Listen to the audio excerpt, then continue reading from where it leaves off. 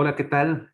Bienvenidas y Hola, bienvenidos de parte del Departamento de Humanidades, en concreto desde la Licenciatura de Literatura y Filosofía de la Universidad Iberoamericana de Puebla. Tenemos el honor de presentar este libro que es De Tierra y Destino de Luis Sáenz Rueda. Quisiera presentar primero una semblanza de Luis. Luis Sáenz Rueda es doctor en filosofía y profesor en la Universidad de Granada. Dedicó una parte de su investigación a la reconstrucción crítica del pensamiento contemporáneo en obras como Movimientos Filosóficos Actuales, El conflicto entre continentales y analíticos, dos tradiciones filosóficas, abordando más tarde distintos ámbitos temáticos como el nihilismo, el pensamiento de la diferencia, la relación entre filosofía y psicopatología, el neobarroco y el pensamiento trágico. En los últimos años desarrolla una teoría sobre la naturaleza tensional de la realidad, eh, conjuntamente con su aplicación al análisis crítico de las sociedades actuales, especialmente en su libro Ser Errático, una ontología crítica de la sociedad, por la editorial Trota, y El ocaso de Occidente, por la editorial Herde. En este último libro que tenemos es Tierra y Destino, es de la editorial Herde, si no me equivoco, fue publicado como por finales de noviembre, como de noviembre del 2021. Y actualmente, pues, este es un libro que vamos a estar platicando, vamos a estar conversando respecto a él. Yo quisiera rescatar algunas ideas sobre este libro para poder dejar a Luis que nos comparta un poco más sobre las impresiones de estas ideas que yo tengo y sobre todo la reflexión profunda que hace acerca de la relación del ser humano con la tierra en este libro. Pues bueno, la tierra no es algo que está fuera de nuestra humanidad, que podamos objetivarla, nos dice Iris, o controlarla a nuestro antojo. La tierra es algo más que los materiales que existen para poder perdurar como especie. Y él nos habla de la tierra como no es un mero hábitat, y las preguntas claves que lanza Luis Sáenz Rueda en la introducción de su libro son: ¿qué tipo de realidad es esta que se presenta cuando pronunciamos la palabra tierra? ¿Qué es la tierra y qué tipo de relación tiene con ella el ser humano? Desde estas preguntas, el libro intenta de alguna manera desarrollar una teoría crítica de la naturaleza. En sí se trata de explorar en la manera en la que el ser humano se vincula con la naturaleza. Para Luis Sáenz Rueda, la Tierra es el nombre de tres realidades que están entrelazadas o están, sí, están entrelazadas o son tres realidades simultáneas, podríamos decirlo. La primera que es la naturaleza externa, que es el espacio donde habitamos los seres humanos. La naturaleza interna es la realidad que atraviesa el ser humano, tanto el psiquismo individual como en la vida colectiva. Y hay que enfatizar que la naturaleza y la cultura no están desvinculadas, ¿no? Sino que se interpenetran. Y no puede el ser humano tener la tierra ni como naturaleza externa, ni como una naturaleza tampoco interna, sino que se están perteneciendo a ambas al mismo tiempo. Y hay una convivencia articulada como sociedad y cultura. Esa es la segunda realidad de la naturaleza. La tercera realidad es el territorio sociocultural o el espacio telúrico, es esa territorialidad cualitativa, ¿no? Lo que defienden estas páginas de la causa de estas crisis que estamos viviendo, ecológicas que estamos viviendo y que no radican meramente, no radica solamente en las acciones humanas intencionadas, sino que más bien son fuerzas ciegas, fuerzas como podríamos decirlo de patrones inconscientes, y que Luis va armando un andamiaje argumentativo sofisticado, pero al mismo tiempo descriptivo para aquellos que no están familiarizados con la filosofía, ¿no? Entonces se me hace muy importante que ahora en este nuevo libro hace una descripción más de divulgación en donde podamos tener más acceso para aquellos que no conocemos tanto la filosofía, sobre todo contemporánea. A continuación quisiera destacar 5 ideas centrales, principales, para no detenerme mucho con estas ideas y para darle voz al autor, pero me gustaría primero destacar la primera idea que es que él plantea que la Tierra se encuentra en una crisis ecológica, pero Luis describe los síntomas de una inquietante devenir autófago. ¿Qué queremos decir con esto? Pues que vivimos en un autodesmoronamiento y que nos encontramos en una autocontradicción, perdón, de práctica, ¿no? Nos vamos abriendo paso nosotros los seres humanos y perdiendo al mismo tiempo la dificultad de avanzar. Existe un debilitamiento de la vida colectiva, basándonos en la supervivencia nada más. En el primer capítulo del libro le da continuidad a lo que el libro del Ocaso de Occidente, de este libro, que plantea que existe una depotenciación del devenir intensivo, es decir, que habla del capítulo 4, si no me equivoco, es de este nihilismo administrador y calculador, exhala un depredador de no a la vida.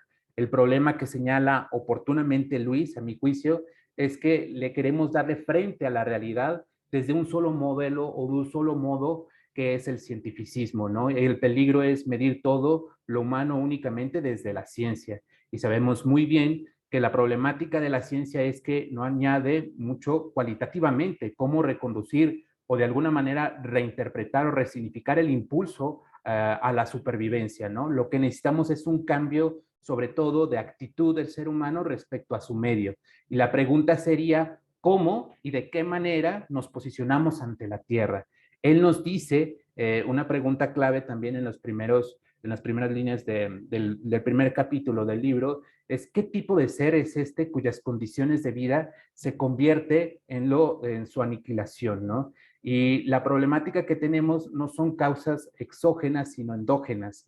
Y tenemos un doble movimiento autolesivo, que él lo marca como horizontal y vertical, ¿no? El horizontal se va a devorar a sí mismo, sin horizonte o sin dirección o sin despliegue hacia el futuro, hacia el devenir. Y el vertical sería que devora los fundamentos. Lo que se me hace relevante de Luis es que hay una ausencia de fondo. Vivimos en un sentir interno autófago que hemos convertido una vida funcional, pero no una vida significativa. Él lo plantea que vivimos una vida inhóspita, sin hogar, y nos encontramos en una patología colectiva, ¿no? Que hemos tenido una vida opaca donde se apaga lo simbólico y lo cultural. Tenemos un malestar, podríamos decirlo, sin objeto, como él lo dice, es un modo de ser de la colectividad en su conjunto, pero que este modo no es por un hecho que podamos identificar. La atmósfera que vivimos es de una ausencia y él utiliza una palabra clave que es vivimos en una dolorosa oquedad. Se me hace significativo desde esa idea. El segundo punto que se me hace relevante es el planteamiento de las dos caras de la tierra que él propone, que es el hábitat y la morada. La vida autófaga proviene de esa ruptura del hábitat y la morada, ¿no? El hábitat y la morada son dos caras de la tierra, él nos dice.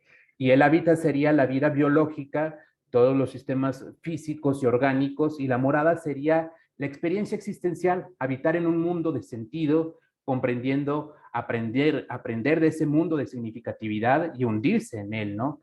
Cito brevemente a Luis en su libro, en la página número 49, que las realidades naturales tienen en sí siempre una significación para el ser humano, un sentido, lo apaciguador, lo admirable, lo utilizable, lo peligroso, lo entrañable, lo ignoto.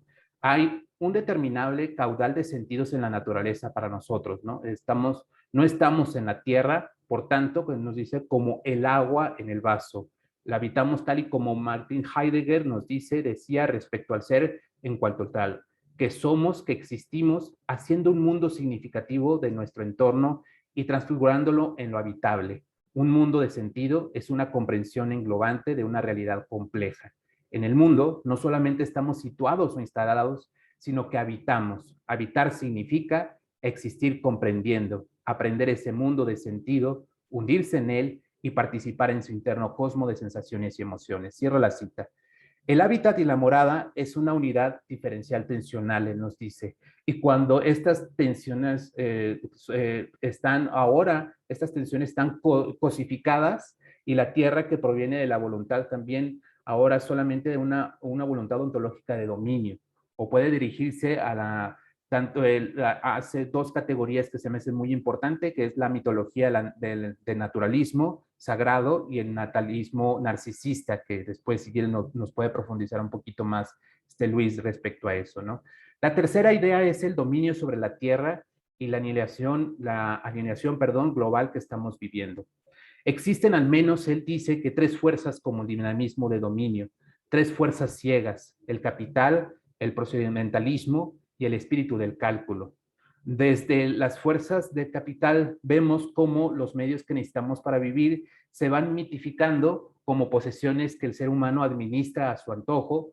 Todo lo que puebla la tierra se convierte en algo meramente de valor mercantil y codificamos toda nuestra existencia al valor que está en el mercado. Y la mercancía como algo sagrado, algo mágico, algo enigmático, ¿no? Este valor mercantil hace que desterremos de alguna manera la tierra como morada. El mercado crece y está en movimiento y el precio se une a la cotización simbólica de las cosas y estas van a depender de la seducción que ejerce en la sociedad desde la moda, ¿no? Se me hace algo importante también el cómo lo va señalando, sobre todo que una fuerza es un dinamismo y no solamente una estructura. El ejemplo que él pone no es una estructura educativa la que realiza la movilización del acto del educar, ¿no? Sino es el educar mismo, el proceso dinámico del aprendizaje. Entonces, él nos dice, cito nuevamente, una fuerza ciega cuando se separa de la voluntad de los seres humanos y comienza a producir efecto por sí mismo, pasa de ser una fuerza vinculada a propósito de individuos o grupos a adoptar un rumbo automatizado, ¿no? Cierro la cita. Además, también aquella razón autónoma ilustrada ha sido reemplazada por la racionalidad instrumental, que esa es la segunda fuerza, la razón volcada a lo útil, la racionalización funcional, y tiene vinculación con la tercera fuerza, con el espíritu del cálculo. En este punto me enfocaré en la tercera fuerza, que es la del espíritu del cálculo. Pues yo creo que a mi juicio considero que estas fuerzas es el plus que agrega Luis al momento de hacer este análisis riguroso crítico. La lógica del cálculo ha tratado de someter nuestra vida a un mecanismo, podríamos decirlo, de relojería. Se nos ha hecho creer que nuestra mente es un gran ordenador y nuestras acciones pueden ser previstas a partir del análisis y del estudio de los datos que arrojan los hechos positivistas, ¿no? Y entonces, en pocas palabras, se nos ha hecho creer que somos un algoritmo, que somos algo computacional y esta creencia sobre todo es performativa, es decir, al anunciarse se puede realizar la acción que significa, o dicho de otra manera, el decir nuestras creencias nos convierte en aquello que creemos. Así nos situamos ante el mundo como si nosotros mismos o nosotras mismas nos comprendiéramos a partir de recursos técnicos o tecnológicos. Desatinadamente miramos nuestra existencia entendiendo nuestras acciones como si fueran una serie de operaciones mecánicas reguladas y determinadas. Y en este sentido pensamos que cuando dispongamos de los suficientes datos que nosotros tenemos como seres humanos y tengamos la capacidad de gestionar esos datos, nuestra realización humana llegaría al clímax, ¿no? Y nuestros juicios o valoraciones que podemos hacer no están moldeadas mecánicamente por algún principio absoluto, como si la capacidad de pensar se realizara en un procedimiento neutro que provoca el efecto y causa de las cosas naturales de forma automática. El contabilizar la valía de nuestra existencia nos orienta a vernos solamente como artefactos cuantificables y acumulables. De esta manera, nuestra vida está sometida a lo pragmático, ¿no? De cierta manera, Luis habla también respecto a eso en el libro de Ser Errático. Y esta visión del mundo compara nuestra existencia con el algoritmo, como si nos pudiéramos regular por leyes sólidas, como si nuestra identidad se fraguara, por así decirlo, por un conjunto de reglas que son inquebrantables. Y existe, sobre todo desde esas tres fuerzas, existe un dominio ontológico. Ese es lo que también se me hace algo más significativo de Luis. Esta voluntad ontológica de dominio es el último sustrato en profundidad que compone la vida autófaga de nuestra colectividad, ¿no? Entonces, se me hace importante cómo él habla sobre todo de que tenemos esta infirmitas, o la enfermedad es una falta de firmeza colectiva. El malestar proviene del modo de ser que tiene el subsuelo colectivo y es un malestar también sociopolítico, pero que también debajo de ese malestar sociopolítico hay un malestar ontológico. Y se me hace importante también esa idea que nos pueda profundizar un poquito más, ¿no? La cuarta idea es la gestión de la naturaleza. Aquí es el capítulo en el que más me pude entretener y que más le gusté más, porque yo creo que he estado leyendo a Gilbert Simondon y creo que la idea que sostiene todas estas, sobre todo la gestación de la naturaleza, proviene también de ciertas ideas de él, ¿no? La autogénesis, sobre todo del mundo físico, siguiendo claramente a Gilbert Simondon, es que la fisis o la naturaleza de un ser cualquiera es una tensión incorporal de fuerzas que logran un equilibrio metaestable al ser corporizada en una estructura material, ¿no? Entonces, es decir, la vida gestante, en síntesis, es el autodesbordamiento que va operando en la naturaleza desde lo físico hasta lo viviente y de cierta manera va a permitir el reconocimiento de un dinamismo autocreador que rebasa la mera tendencia a la autoconservación o a la supervivencia. Esto es importante porque es evidente que esta postura rebasa la visión cientificista en la cual se desarrolla desde la supervivencia que tiene el ser humano con la naturaleza, ¿no? La naturaleza no consiste solamente en preservar en su ser, sino más bien tiende sobre todo a una autotrascendencia, tiende sobre todo a crecer, él lo dice, a crecer en riqueza. Este proceso que se desarrolla desde una autogeneración creadora va a acontecer saliendo de sí misma y superándose hacia formaciones más audaces. Es algo muy significativo todo lo que va desarrollando ahí. No quisiera entretenerme mucho en esto, sino más bien me voy hacia la última idea, que se me hace central también, que es lo trágico. Sin experiencia trágica, él nos dice de fondo, no hay lucha contra esos poderes o esas fuerzas que se adueñan de la sociedad en su conjunto, ¿no? El ser errático es situarse en esa tensión trágica, en el intersticio entre pertenecer y abandonar la pertenencia, es decir, el ser en camino. Y nos encontramos en una prisión de vagar que da muerte en nuestra vida y la vida humana en cuanto a herética es una vida intersticial o interconectada y en el conflicto trágico que va a pertenecer a toda contracción errática que tiene el ser humano se va a desvelar de cierta manera como un conflicto que van a hacer desde la exuberancia de vida y no desde una vida solamente carencial. Cito, ya con esto termino, que él nos dice que la situación actual es grotescamente cómica y trágica a la vez.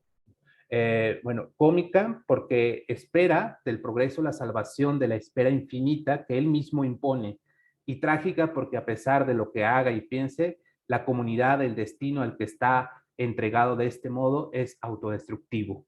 Luis termina afirmando en su libro que en las épocas más audaces de la humanidad ha sido este espíritu trágico el que se ha enfrentado al destino que tenemos de tanto como al dolor que se impone y oponiendo sobre todo desde la resistencia de la dignidad.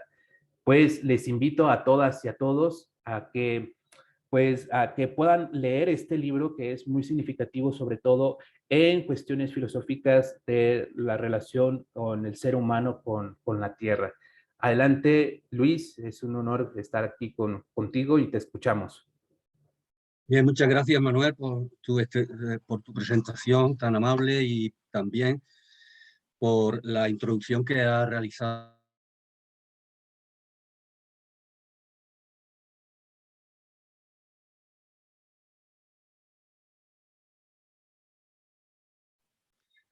Agradezco también en fin, al público que está oyendo. Es una oportunidad que siempre un autor tiene para exponer sus pobres ideas, ¿no? Con la esperanza de que sean debatidas en la comunidad. Bien, efectivamente, voy al primer problema que planteabas, voy a ir al hilo de tu planteamiento.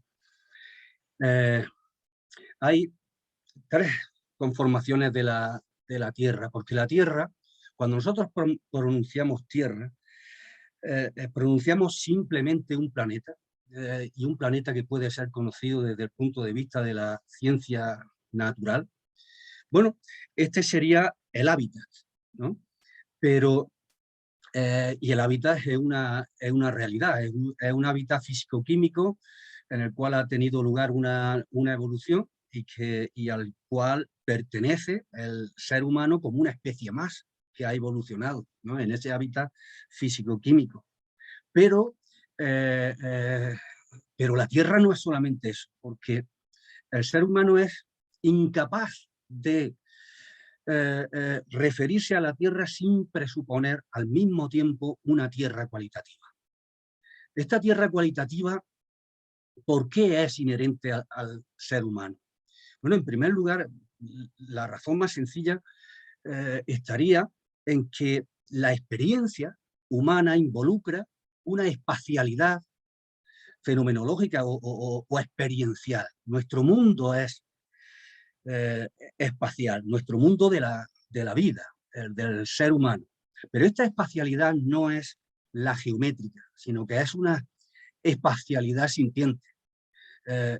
Cuando hablamos nosotros, nuestro lenguaje natural lo incorpora, por ejemplo, y cuando decimos que un amigo pues, pues no nos concierne mucho, decimos que es lejano. Cuando tenemos pues grandes ideas por realizar, nos referimos a una cima que queremos alcanzar.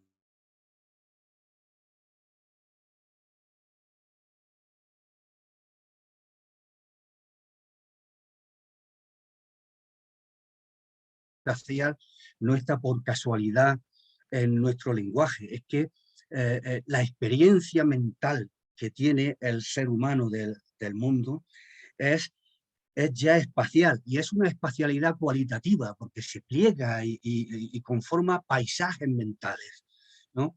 En fin, esa tierra es la tierra que nosotros habitamos.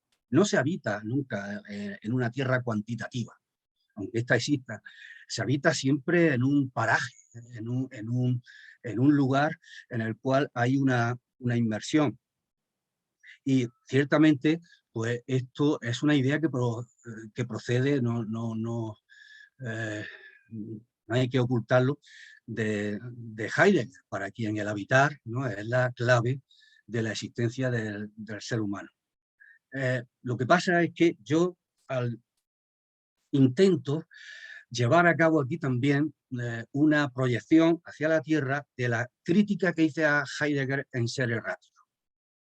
La crítica que hice era, si la resumo muy brevemente, era que el ser humano es fundamentalmente habitar el ser, ¿no?, como dice Heidegger. Pero el habitar incorpora al mismo tiempo un elemento que no ha tenido en cuenta Heidegger suficientemente, que es el extrañamiento. Yo no puedo habitar un lugar respecto al cual no mantengo una actitud de extrañamiento, que es el poder naciente de que está bajo el pensamiento mismo. El extrañamiento es el origen de la captación humana del mundo, admirativo, pero ese extrañamiento implica una distancia, ¿no? Y entonces resulta que al mismo tiempo que habitamos, deshabitamos, pero no de modo sucesivo, no porque habitemos en un lugar y después lo dejemos, lo abandonemos, sino que pertenece a la esencia del habitar el extraditarse en el mismo habitar. Si yo pertenezco aquí, si yo habito Granada, al mismo tiempo en mi habitar Granada, hay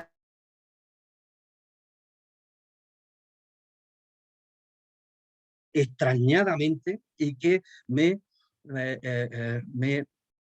lanza hacia sus márgenes, ¿no?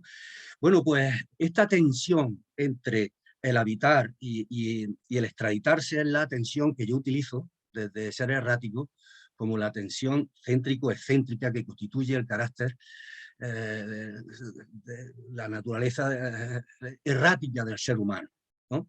Bien, pues aquí cuando hablo de tierra, ¿no?, también aplico esta crítica a Heidegger, y por eso no hablo solo, estoy matizando cosas que has dicho, ¿no?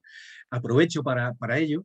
No se trata solo de la tierra que habitamos, sino también, es decir, de una tierra céntrica, sino que se trata de una tierra excéntrica. Porque nosotros, al habitar en la tierra, ¿no?, necesariamente estamos invocando ya una tierra futura, una tierra posible. No podemos vivir en la actualidad de una tierra céntrica sin estar ya gestando, aunque sea inconscientemente, ¿no?, una tierra virtual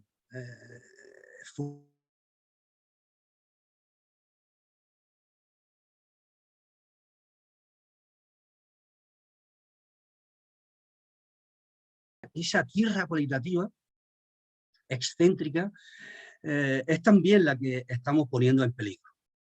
No se trata solo de la tierra que habitamos, que la estamos poniendo bastante en peligro, ¿no? Sino de la tierra como aquel horizonte al cual tendemos y estamos lanzados como un arco, porque hoy se diría que el ser humano no encuentra futuro, no encuentra horizonte.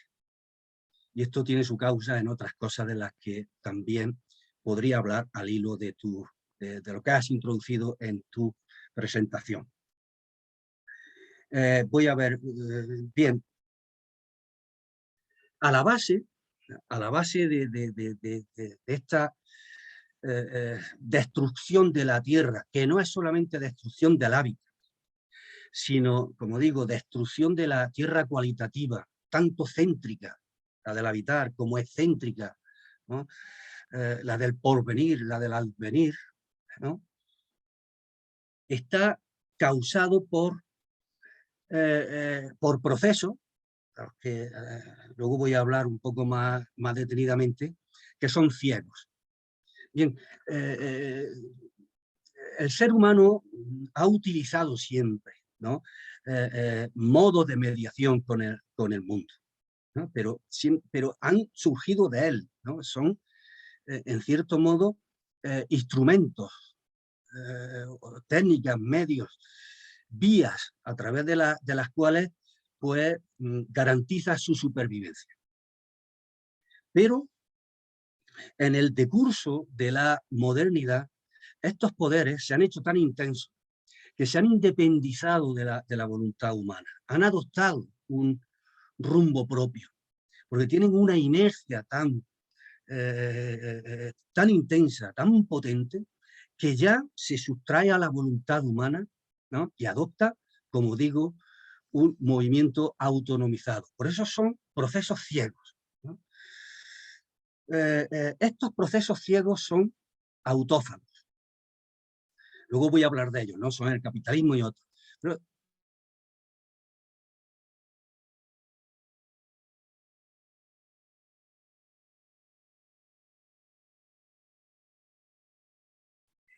hay un círculo vicioso que se devora a sí mismo, ¿no? Cuando se trata a la tierra como mero lugar de supervivencia. Para esa supervivencia necesitamos medios que se convierten o se han convertido, como he dicho, en procesos ciegos.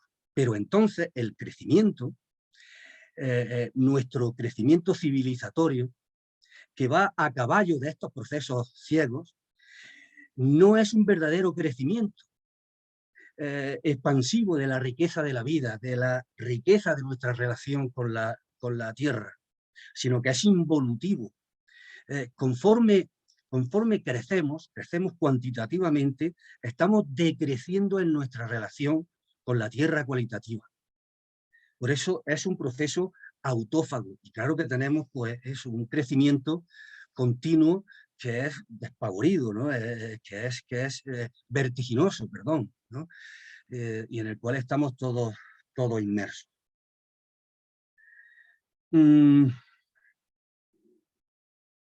Estas tres fuerzas ciegas, podría entrar ahora, ¿no? en este asunto, son tres procesos que han surgido de la modernidad, pero que se entrecruzan, que se trenzan, ¿no?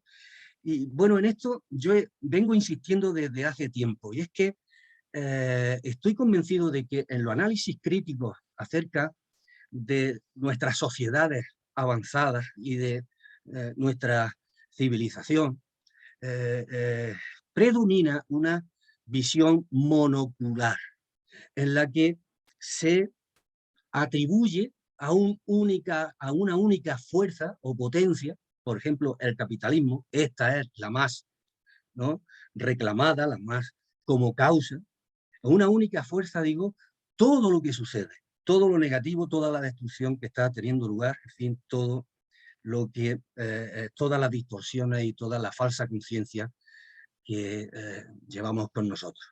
Y bueno, Esto es falso a mi juicio. El capitalismo es una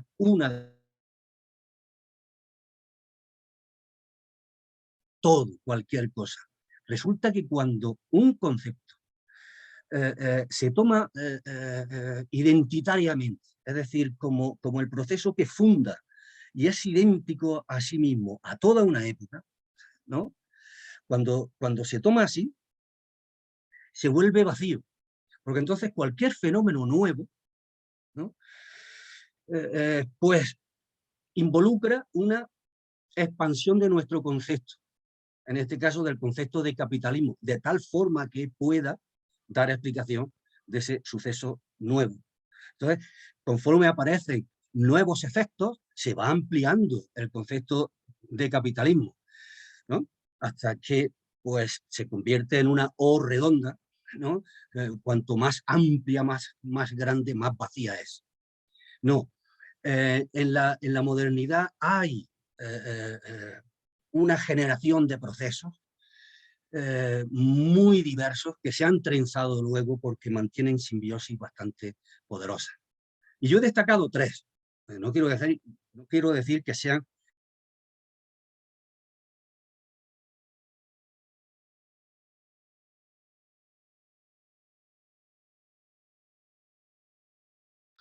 el capital, ¿no? El capital tiene una inercia propia y esto no necesita más explicación, lo sabemos, ¿no? Porque, en fin, Marx ya no ha ilustrado sobre eso. El capitalismo tiene ni más ni menos que leyes, ¿no? Es generado desde leyes dialécticas, ¿no? Y su desarrollo mismo, una vez generado, sigue también un proceso dialéctico. Y esa ley, aunque no es una ley de la naturaleza, es rígida, ¿no?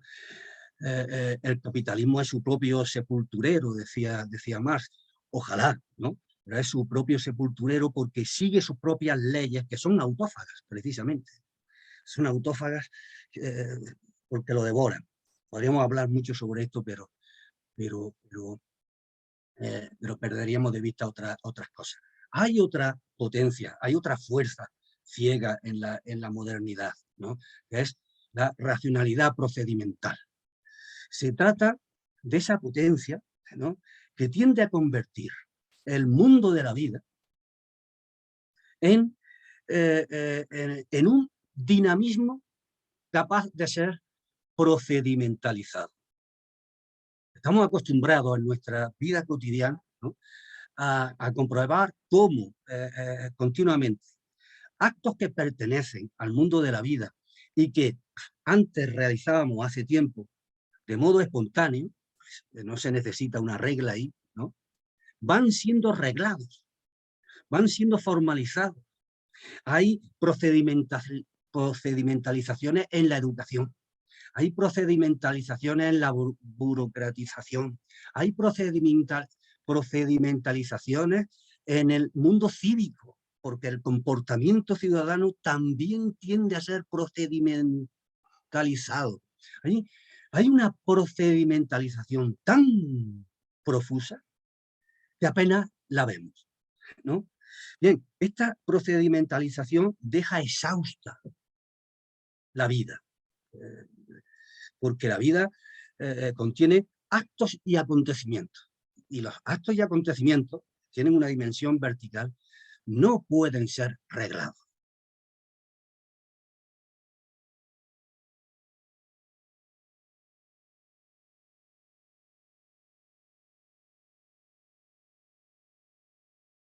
Desde el principio, ya Descartes, ¿no? Vinculaba el descubrimiento del sujeto moderno al descubrimiento también de un nuevo modo de saber, la mathesis universalis, que es el sueño, ¿no? de un saber universal, que está dirigido por la lógica matemática. Una lógica matemática profunda, de la cual la que dirige la matemática que nosotros conocemos es una expresión. Entonces se busca esa lógica profunda de la mathesis universal. Y esto lo estamos viendo a lo largo de este siglo en muchos procesos. Uno de ellos, ¿no? Como tengo poco tiempo para no aburrir, mencionaré simplemente, ¿no? Pues todo el proceso de el desarrollo de la inteligencia artificial, ¿no? La inteligencia artificial tiene como base la última filosofía de la mente del siglo XX, en la que había una disputa entre el computacionalismo, ¿no?, que es reductivista, según el cual la mente es reductible a un conjunto de reglas computacionales, ¿no?, y la posición opuesta, ¿no?, la que afirma que es irreductible. El siglo XXI ha olvidado esa polémica. No es que en esa polémica se hayan mostrado argumentos más poderosos, ¿no?, en favor de la computacional, es que simplemente ha desaparecido la discusión. Y se ha tomado como algo dado, como algo trivial, como algo que hay que creer, ¿no?, simplemente porque sí, ¿no?, por una especie de dogma de la época, ¿no?, que la mente puede ser formalizada, ¿no?, mediante procedimientos computacionales. Esto es una expresión nada más, ¿no?, del espíritu de cálculo. Estas tres fuerzas están relacionadas entre sí, ¿no? Cada una de ellas es como un destino, de ahí también el título del libro. Un destino es aquello que se impone inexorablemente, ¿no? Es aquello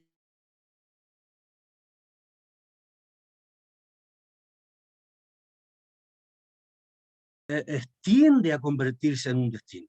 No son destinos completos todavía porque podemos actuar contra ellos, pero tienen la tendencia a convertirse en un destino indisponible, ¿no? Pero se trenzan, ¿no?, y se trenzan de diversos modos, dando lugar en cada modo de su trenzarse a un dispositivo. Estoy convencido de que se podría analizar la sociedad actual, el poder en la sociedad actual, analizando dispositivos que divergen entre sí y que conviven según el modo en que trenzan estas tres potencias. Por ejemplo, en la universidad el capitalismo es operante, ¿no?, porque estamos en una universidad empresa, pero ahí el mecanismo fundamental, ¿no?, es el procedimental sobre el saber que se ha convertido en el poder procedimental, ¿no? El capitalismo se ajusta y hace nupcias, ¿no? En fin, y el espíritu de cálculo pues también ayuda a esa relación. Se podría profundizar, todo se podría profundizar mucho, ¿no?, pero Manuel me ha pedido que sea breve, ¿no?, y quiero ajustarme a ello. No quería dejar de mencionar que en el libro intento mostrar que el trenzado de estas tres fuerzas ciegas constituye un modelo, el modelo del poder actual, ¿no?, al que llamo poder gestionario y agenésico. Y quizás para eso, para aclarar este carácter gestionario, ¿no?, y agenésico del poder, quizás voy a otro punto que has tocado, que es el de nuestra naturaleza interior eh, como autogestante. Bien, considerada la Tierra como espacio envolvente, es, ¿no?, tensionalmente hábitat y morada, porque habitamos en ella, ¿no? Y al mismo tiempo la morada es también excéntrica, como he dicho. Pero la Tierra, que es naturaleza, no es solamente externa, es naturaleza interna, nuestra, ¿no? Se ha mantenido durante muchísimo tiempo en la modernidad una separación entre naturaleza y cultura. comprendiendo a la cultura como una segunda naturaleza, como un artificio que viene a suplir a la naturaleza, ¿no? Bueno, ahí reúno argumentos para intentar mostrar que naturaleza y cultura no se pueden separar, que son indiscernibles. Y por eso hablo del conjunto naturaleza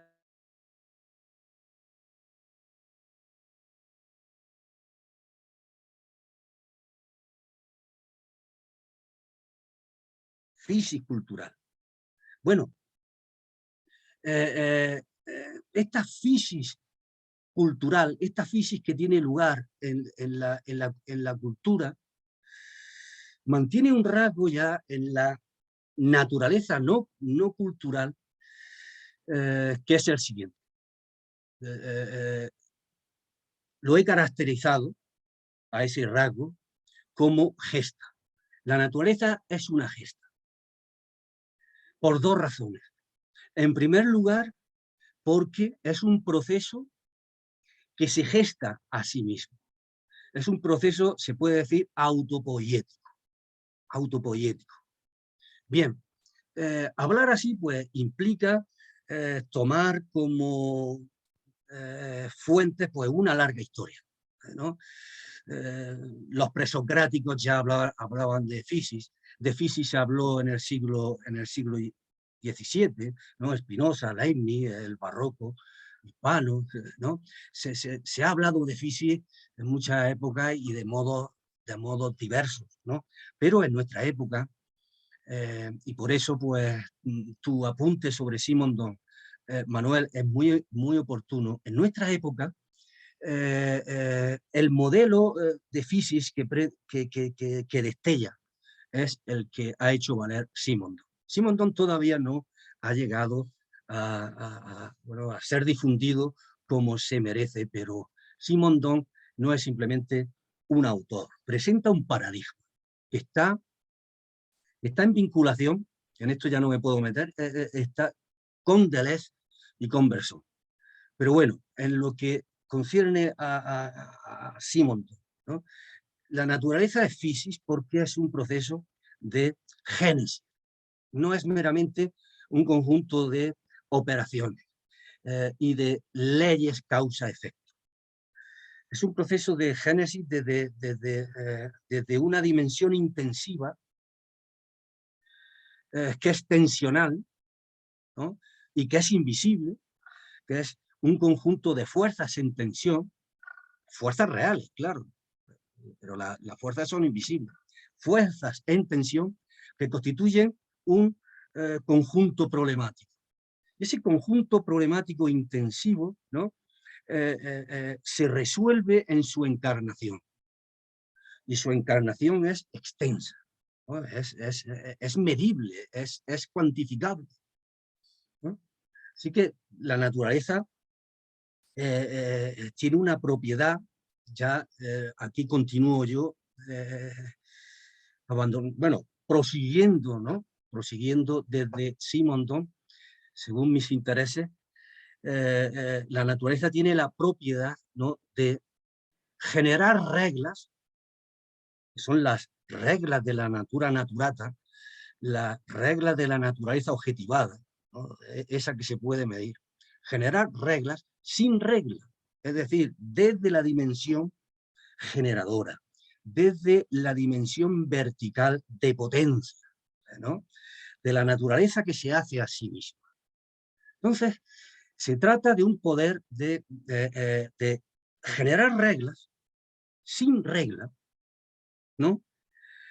Que yo he llamado ser salvaje, para hacer para expresar, ¿no? Un honor, ¿no? a Merleau-Ponty, que utilizó este término y que se refería a algo parecido, ¿no? En su fenomenología de la percepción, ¿no? Tratando al ser humano como ser salvaje, decía. Ser salvaje porque tiene esta capacidad de crear reglas sin reglas. Bueno, he utilizado ese término, pero he intentado mostrar que pertenece a la naturaleza en general, ¿no? ¿Y por qué? no podría profundizar ahora en ello mucho, ¿no?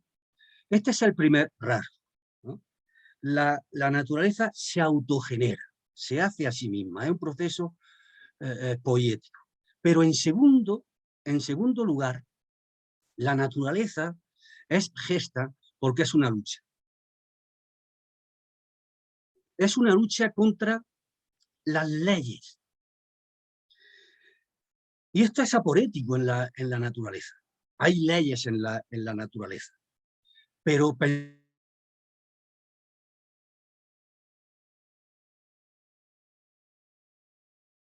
en manada.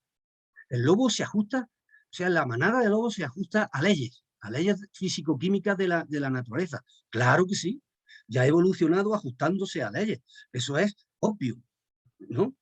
Ahora bien, si se ajustase completamente a las leyes físico-químicas, simplemente moriría, porque el ajuste a las leyes físico-químicas es precisamente la muerte. La muerte es eso. La muerte es la desaparición de la distancia respecto a las leyes. Es la disolución del cuerpo, es la disolución en las leyes, es decir, en el destino. Hubo una nueva forma de destino, que son las leyes físico-químicas, leyes de la naturaleza. Los seres vivos en la naturaleza no solamente se gestan a sí mismos poéticamente, sino que al mismo tiempo libran una batalla para mantener una disyunción con las leyes físico-químicas, una distancia con las leyes físico-químicas.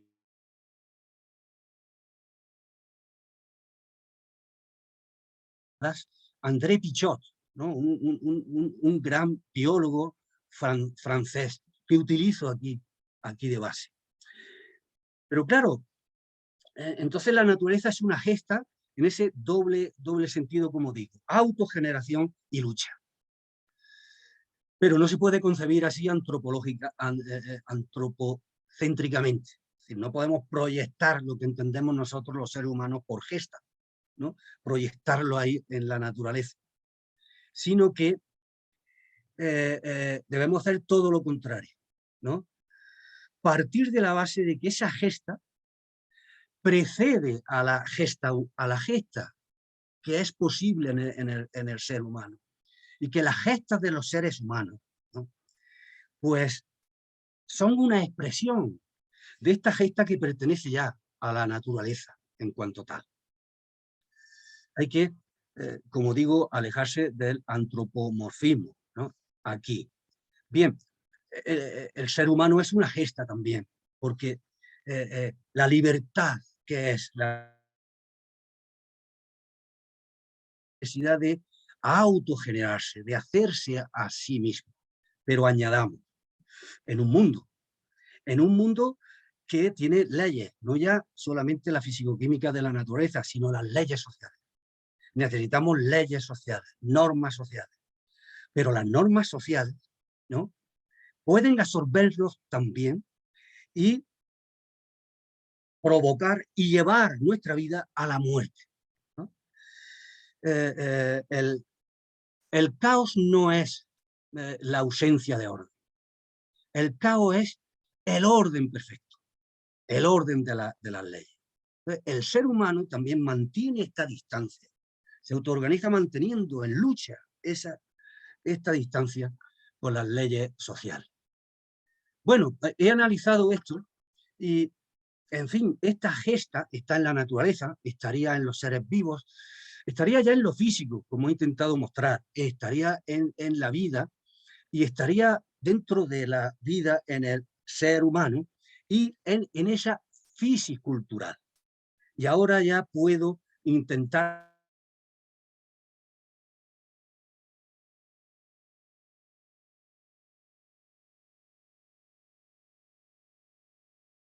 constituyen un modelo, ¿no?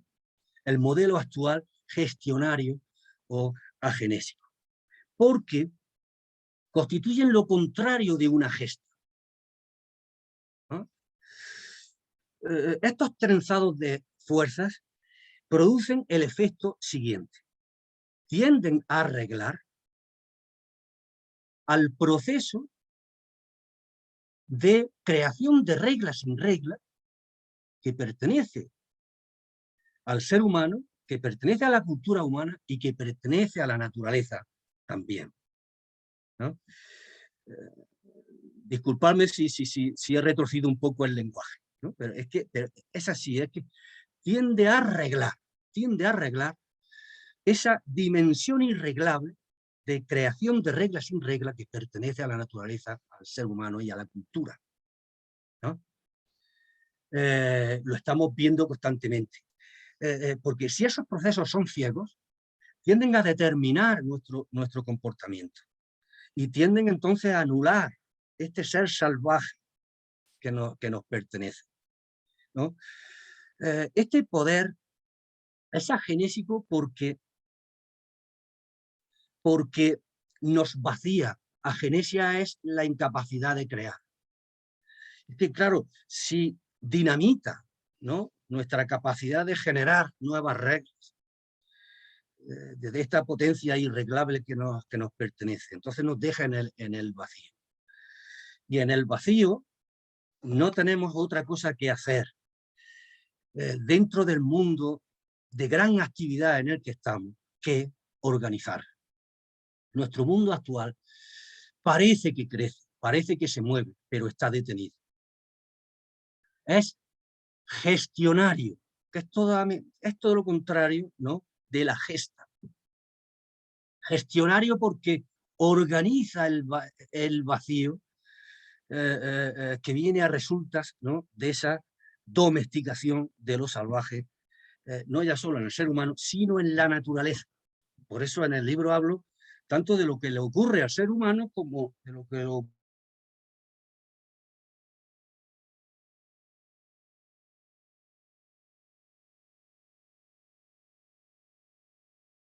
trágico.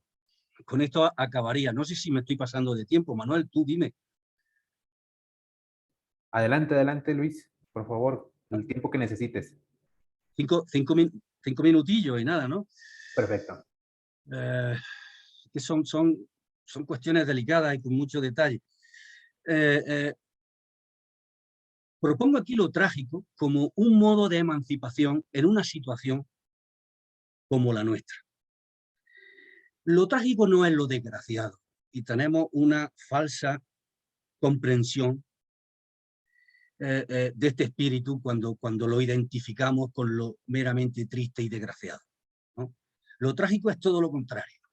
En lo trágico hay siempre, desde los griegos, el encuentro con un destino, al cual se enfrenta la dignidad del héroe trágico, conformando una tensión, ¿no? Está en todas las tragedias griegas, está en prácticamente todas las obras del siglo de oro español, ¿no? Forma parte de nuestro barroco, ¿no?, quizás también del latinoamericano.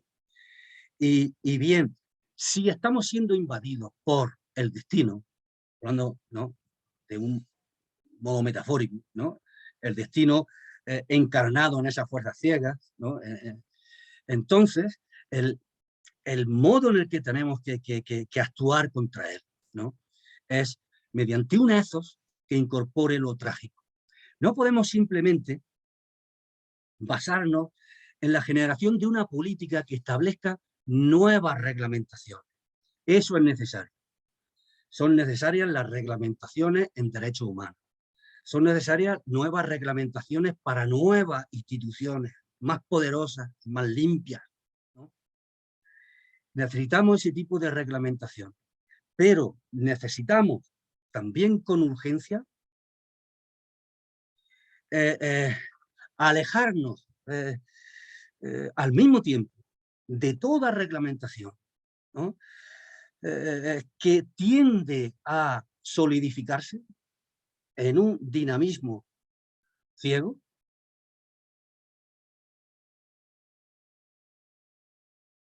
que enfrentarle nuestro extrañamiento, es decir, nuestra capacidad excéntrica que nos caracteriza como seres erráticos, ¿no? Lo trágico podría conformar hoy un ethos y nos indicaría la dirección, ¿no?, pero ha sido disuelto en la comedia a lo largo de la modernidad. La expresión culmen, con esto acabo, de la comedia moderna es, desde mi punto de vista, la que se expresa en Esperando a Godot, ¿no? de Beckett. Los personajes esperan a Godot, esperan y desesperan, ¿no? Y se aburren y se distraen, y Godot nunca llega. Stragon dice una vez: nada ocurre, nadie viene, nadie se va. Es terrible, ¿no? Esto es lo que nos sucede, creo yo, porque estamos en un proceso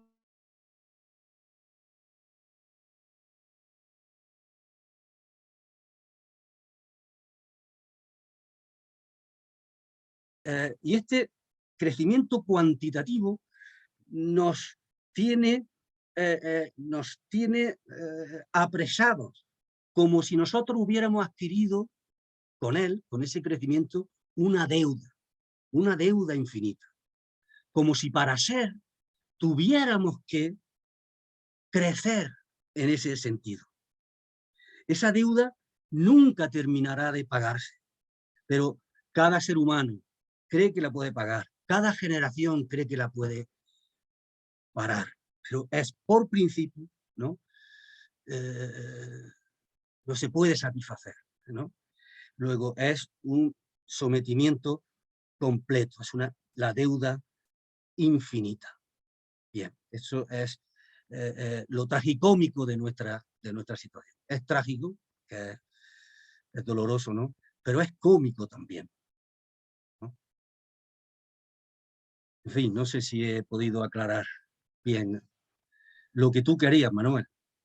No, claro, gracias Luis, se me hace muy significativo porque pones algunas matizaciones que yo no lo había puesto y que me aclara un poquito más también sobre el hilo conductor de todo el libro. Gracias por la presentación, valoramos mucho también tu tiempo y tus ideas y exponer también tu libro, ¿no? Nosotros desde la Universidad Iberoamericana de Puebla, desde la carrera de Literatura y Filosofía, con la coordinadora, la doctora Diana Isabel Jaramillo. Te agradecemos muchísimo por tu intervención, te agradecemos también por tu tiempo y sobre todo, pues, invitarles a todas y a todos a que puedan comprar este libro.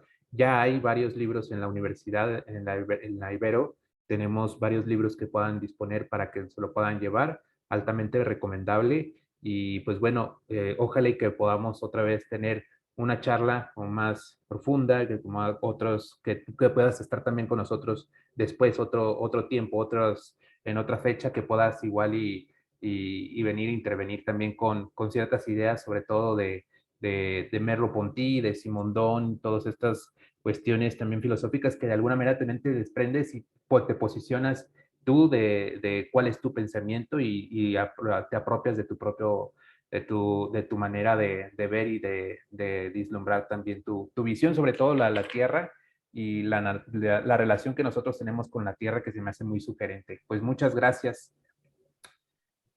Muchas gracias a ti, Manuel, a todos los que te acompañan y a la universidad de allí. Para mí es un honor. Gracias. Gracias. ¿Ya se detuvo, Diana, la grabación?